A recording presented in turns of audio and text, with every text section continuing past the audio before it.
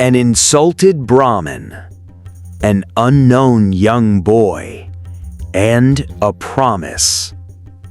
Very few events in history have ever given birth to a new empire.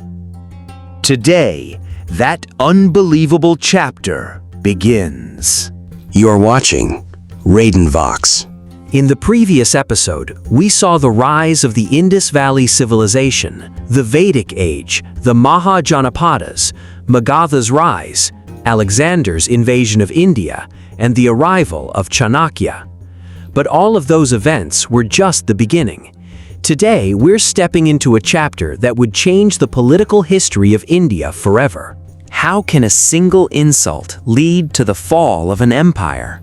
How did a teacher find a young man who would one day unite all of India? Today, that journey begins with its very first chapter. After leaving the royal court, Chanakya didn't look back even once. There were no tears of humiliation in his eyes anymore, only the fire of revenge. He had realized that if you bow your head before injustice, history never changes. As he stepped outside the palace, he picked up his loosened shika in his hand. Silence filled the air. A few people standing nearby looked at him with curiosity, but none of them had any idea what was about to happen next. Chanakya looked up at the sky and in a firm voice made a vow. Until the Nanda dynasty falls, I will never tie my shika again. This wasn't just the vow of a humiliated man, it was the beginning of a whole new era. From that day on, a long plan began. Chanakya knew that a powerful empire couldn't be defeated by war alone. It needed the right timing, the right strategy, and a leader who had the power to unite the whole of India. And from that moment, finding that leader became the only mission of his life. One important thing to know here. The story of Chanakya's vow is mainly described in later literary traditions like Mudra Raksasa and Parishista Parva. Not every detail is confirmed historical fact, but all these accounts agree on one thing. This humiliation was what started Chanakya's struggle against the Nanda Empire. Before starting his fight against the Nanda Empire, Chanakya knew that his greatest weapon would be a worthy leader. So he began traveling across different kingdoms, villages, and centers of learning. His goal was to find a young man who had the qualities of a true emperor. One day, in an open field of a village, he saw a group of boys playing. But this wasn't an ordinary game. They were acting out a royal court. One was the judge, some were soldiers, some were ministers, and right in the middle stood one boy, confidently leading everyone and making the decisions. Chanakya stood there quietly for a while, watching everything. The boy's way of speaking, his ability to make quick decisions, and the respect he naturally earned from the others amazed him. He felt that this boy had something far greater than an ordinary person. According to ancient traditions, that boy was Chandragupta Maurya. Right then, Chanakya realized that with the right education and guidance, this boy could one day change the course of history. The story of this meeting is described differently in different ancient traditions. Some say Chanakya recognized him while watching him play, while others say they met under different circumstances. But almost every tradition agrees on one thing. Chanakya quickly realized that Chandragupta had the potential to become an extraordinary leader. Chanakya didn't just see Chandragupta's courage, he saw a future ruler hidden inside him. He realized that if this boy was given the right education and guidance, he could become more than just a king. He could become the founder of a whole new empire.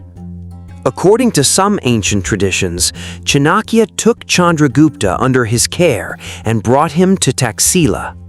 At that time, Takshashila was one of the greatest centers of learning in the ancient world. It didn't just teach religion or philosophy, it also taught statecraft, military strategy, economics, espionage, and diplomacy. Chandragupta's education was different from everyone else's. Chanakya didn't just teach him from books. He taught him how to understand people's minds, how to weaken an enemy without even going to war, and how to rule a vast empire. Day after day, year after year, through relentless training, an ordinary boy slowly began to transform into an extraordinary leader. Chanakya knew the time hadn't yet come. But when that time finally arrived, the whole of India was about to witness the rise of a new power. Takshashila wasn't just a university. It was one of the most important centers of knowledge in the ancient world. Many great scholars, diplomats, and administrators received their education there. Chandragupta's training under Chanakya marked a major turning point in the history of India. Chandragupta's education was now largely complete. He no longer thought like just a student, he had started thinking like a future leader. But Chanakya knew that building a skilled warrior or a wise ruler alone wouldn't be enough. To defeat a massive power like the Nanda Empire, it first had to be weakened from within. So before any war began, he started gathering information.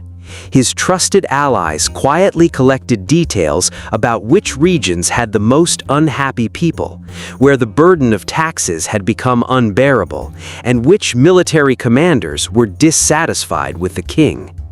Chanakya believed that an empire becomes weakest not from outside attacks, but from problems within. That's why even before taking up arms, he began planning to win the support of the people and uncover the enemy's weak points. Through this silent preparation, the foundation for one of the greatest political changes in history was being built. The Nanda Empire had no idea that the countdown to its downfall had already begun. Chanakya's greatest strength was his strategy. He knew that not every battle could be won with a powerful army alone. The right information, patience, and decisions made at the right time could often be far more effective than thousands of soldiers. Chanakya's plan was slowly starting to become reality. But one major problem still remained. The Nanda Empire had a massive army, while Chanakya had no organized force of his own. So, he didn't think about going to war right away. Instead, he secretly started reaching out to small kingdoms, frontier warriors, dissatisfied soldiers, and independent tribes. They were told that this wasn't just a fight for a throne, it was a struggle against unjust rule. During this time, Chandragupta traveled with Chanakya across different regions. He saw the people's problems with his own eyes, spoke with them, and gradually earned their trust. For a future ruler, this experience became his greatest lesson. Before long, a small but fiercely loyal army began to take shape. They were few in number, but they all shared one goal: to bring an end to the Nanda rule over Magadha. History's greatest empires didn't always begin with massive armies. Many times it was a small, disciplined, and determined group that shook the foundations of the most powerful empires. Chanakya and Chandragupta's first army was exactly like that. At last, the day came when Chanakya and Chandragupta launched their first military campaign. The small army was full of confidence, but real battlefield experience and training are two very different things. In the early clashes, they didn't achieve the success they had hoped for. The Nanda Empire's experienced army was not only much larger in number, but also superior in strategy. Left with no choice, Chandragupta and his companions were forced to retreat. This defeat could have broken the morale of many, but Chanakya didn't see it as a failure. To him, it was a valuable lesson. He realized that launching a direct attack on the powerful capital would be suicidal. After that, he adopted a completely new strategy. Instead of targeting the capital first, they had to bring the border regions under their control. By building their strength through a series of small victories, they could slowly advance toward Magadha. This decision later became the foundation of their greatest success. This incident is often linked to one of Chanakya's most famous strategies. A popular tradition says that he explained it using the example of hot khichdi. If you start eating from the middle, you'll burn your mouth, so you should start from the edges first. In the same way, instead of attacking the capital directly, he advised starting the campaign from the border regions first, and that strategy eventually proved successful. After the first defeat, Chanakya's new strategy was put into action without delay. Instead of targeting the capital, Pataliputra, for the time being, Chandragupta began a campaign to capture small border forts and important towns. As a result, the Nanda Empire's communication network gradually started to weaken. With every victory, the confidence of their army kept growing. Many local rulers and ordinary people also began to realize that Chandragupta wasn't fighting just for power. He wanted to build a new and strong system of governance. Before every campaign, Chanakya prepared a detailed plan. Which route the army would take, where food supplies would be stored, and how information about the enemy's movements would be gathered. Everything was decided in advance. This disciplined preparation became their greatest strength. One border region after another started coming under their control. The Nanda Empire was still a massive and powerful force, but for the first time, cracks had begun to appear in its image of being unbeatable. Throughout history, many wars haven't been won on the battlefield alone. Supply lines, the support of local people, and proper planning. These three things have often been the real foundation of victory. The importance of all these factors can be clearly seen in Chanakya's strategy as well. Right around this time, a major change took place in northwestern India. After Alexander's death in 323 BCE, his vast empire began to fall apart. The generals and governors he had left behind became caught up in power struggles among themselves. This instability also affected the northwestern frontier of the Indian subcontinent. Many Greek administrators grew weaker, and in some places their control had almost completely collapsed. Chanakya quickly realized that this was a rare opportunity for them. Together with Chandragupta, he shifted his focus to those regions where foreign rule still existed, but its foundations had already become shaky. The goal wasn't just to capture territory, but to completely remove the influence of outside powers. One campaign after another, Chandragupta's army started bringing different parts of northwestern India under their control. With every victory, his army became even stronger. And Chanakya realized that the time for the final campaign against Magadha was slowly drawing closer. Throughout history, the fall of many great empires has been followed by the rise of new powers. After Alexander's death, Chanakya made brilliant use of the political vacuum that had emerged. This decision, taken at exactly the right time, played a key role in the rise of the Maurya Empire that followed. After bringing the key regions of northwestern India under their control, Chandragupta's power had grown stronger than ever before. His army was now not only larger in numbers, but also far more experienced. The success of those smaller campaigns had taken their confidence to a whole new level. Meanwhile, dissatisfaction inside the Nanda Empire kept growing. Heavy taxes, administrative corruption, and internal conflicts within the royal court were steadily weakening the people's trust.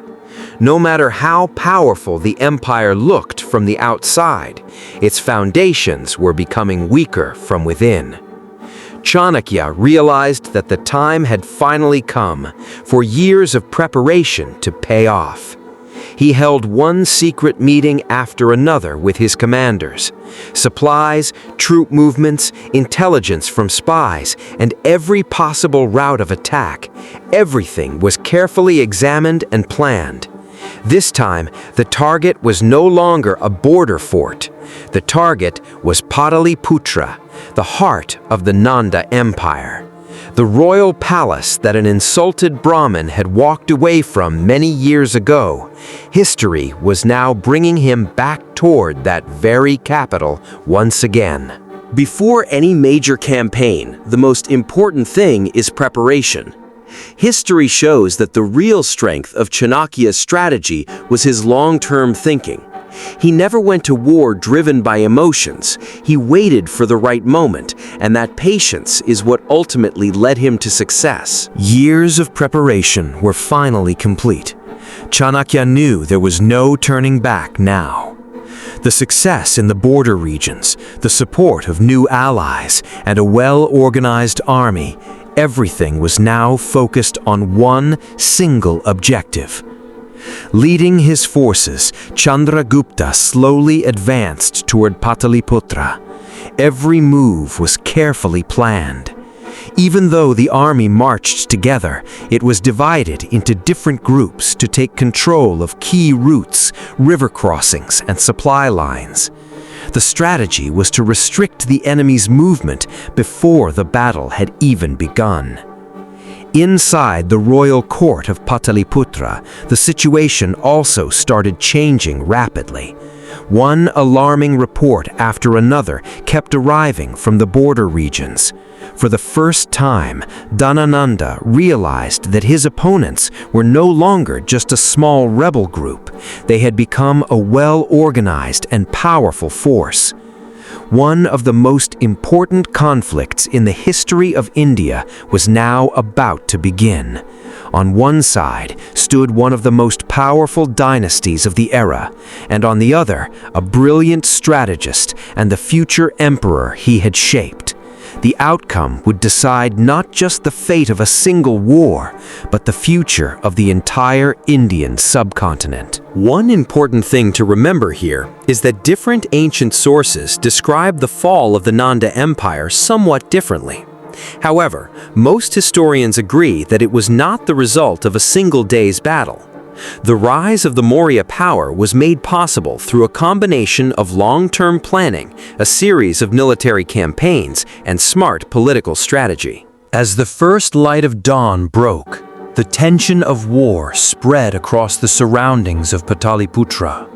After years of planning, countless small and large campaigns, and long preparation, the time for the final confrontation had finally arrived. Chandragupta's army advanced in an organized formation toward the capital's key entry points. On the other side, the Nanda army put up fierce resistance. The battle was tough, but this time the situation was different. The continuous victories in the border regions had boosted Chandragupta's soldiers' confidence, while Chanakya's strategy managed to foil many of the Nanda's plans. Ancient Indian and later traditional sources do not describe the battle in exactly the same way. Some mention a long siege, while others also refer to political negotiations. However, most traditions agree on one thing. In the end, Nanda's rule came to an end, and the Nanda Empire fell. The man who had once been humiliated and forced to leave this very capital had now changed the course of history through his strategy. And the young man standing beside him, Chandragupta Maurya, was no longer just a commander. He had become the one who would usher in a new era for India. There are some differences of opinion among historians regarding the exact events surrounding the fall of the Nanda Empire. However, one thing is certain. Chandragupta Maurya's rise and Chanakya's strategy marked the beginning of a new chapter in the political history of ancient India. It was through this that one of the first great empires in Indian history, the Maurya Empire, was established. After the fall of the Nanda Empire, a new era began in Pataliputra. After years of struggle, countless battles, and long-term planning, the day had finally arrived when Magadha was ready to accept Chandragupta Maurya as its new ruler. The capital's main streets filled with people, representatives from different regions, scholars, soldiers, and ordinary citizens had gathered to witness this historic moment. Everyone knew they were not just watching the coronation of a new king, they were witnessing the beginning of a new chapter in the history of India. After the official coronation ceremony was completed, Chandragupta Maurya formally ascended the throne. Standing beside him was Chanakya, without a royal crown, yet as one of the chief architects of the empire. His long-standing vow had finally been fulfilled. But Chanakya's work was far from over. Conquering an empire is difficult, but holding it together through good governance is even harder. And that is exactly why the real building of the Maurya Empire was only just about to begin. Chandragupta's coronation was not just the crowning of a new ruler. It marked the beginning of a system of governance that would, over the next few decades, unite a large part of the Indian subcontinent. And throughout that journey, Chanakya's political philosophy and administrative vision would play a crucial role. The conquest of the kingdom was over, but in Chanakya's eyes, this was where the real work began. He knew that winning wars alone was not enough to keep an empire together. Without a strong administration, a well-organized economy, and strict laws, no state could survive for long. Under Chandragupta's orders, work began on building a new administrative system.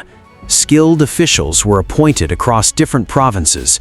Separate responsibilities were assigned for tax collection, the justice system, agriculture, trade, and security.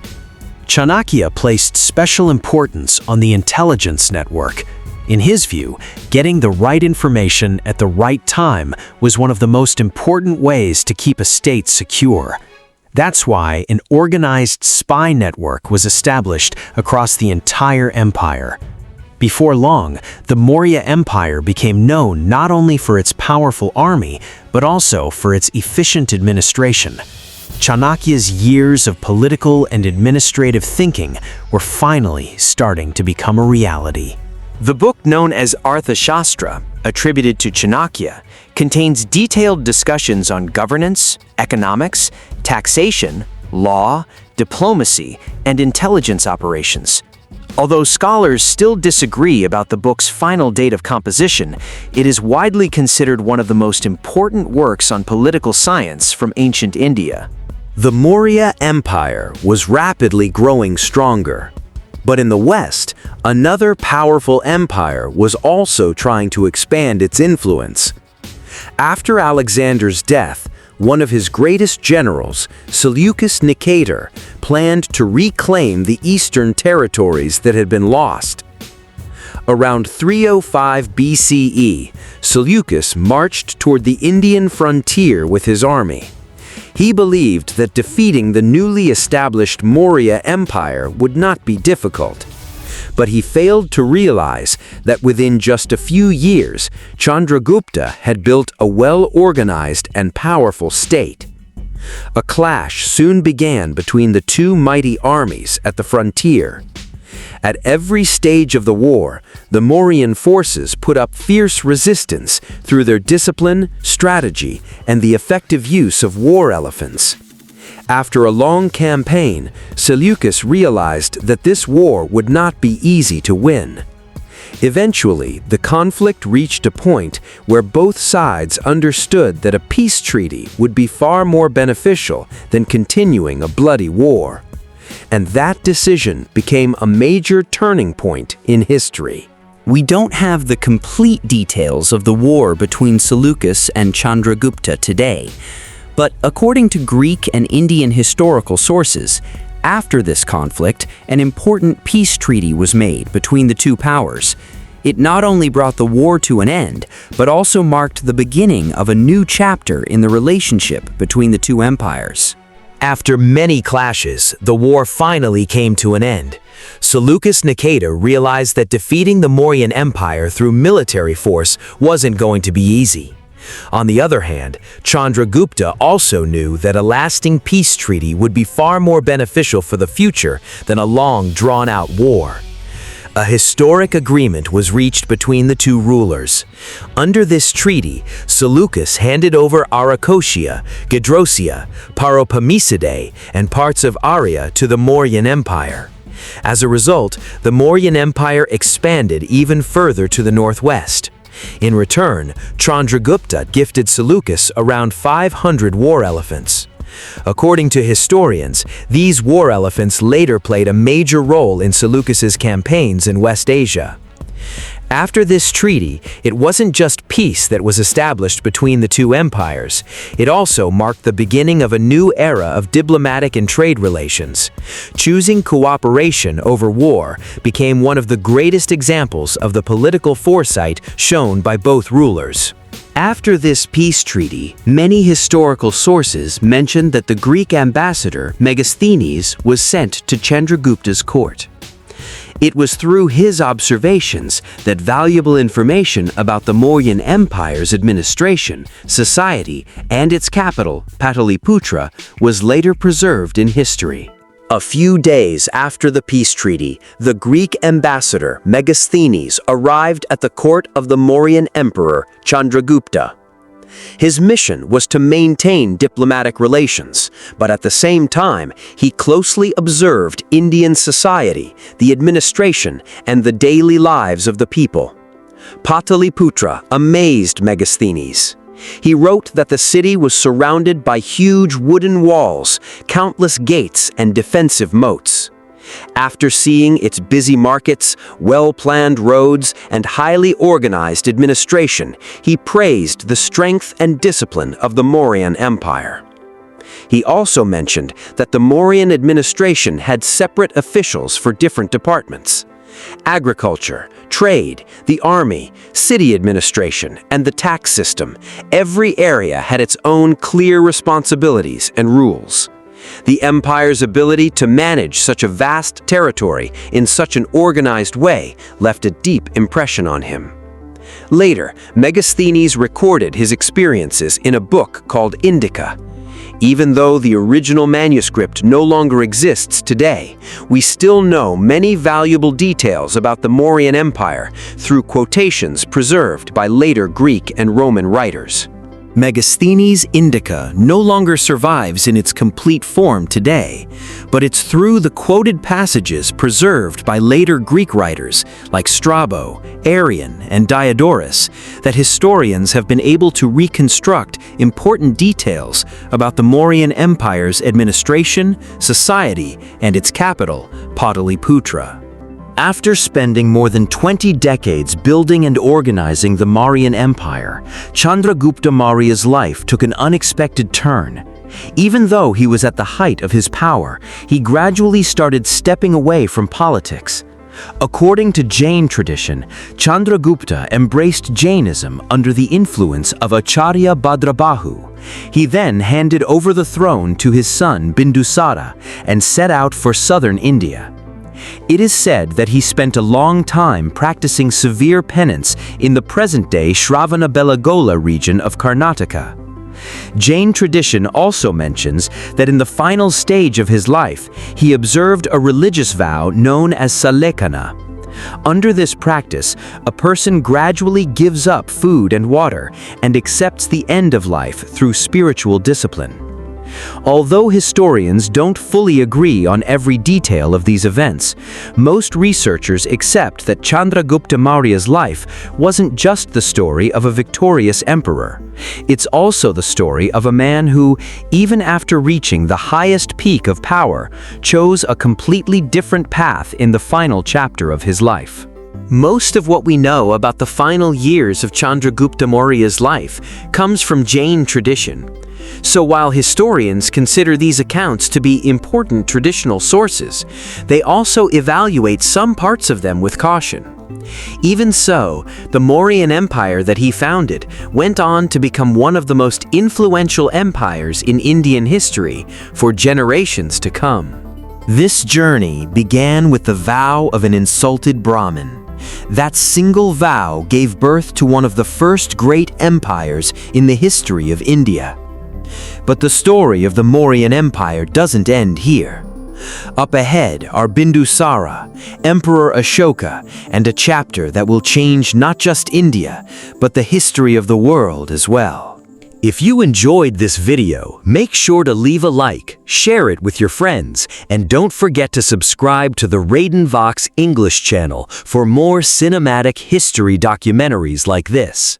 See you again in the next episode.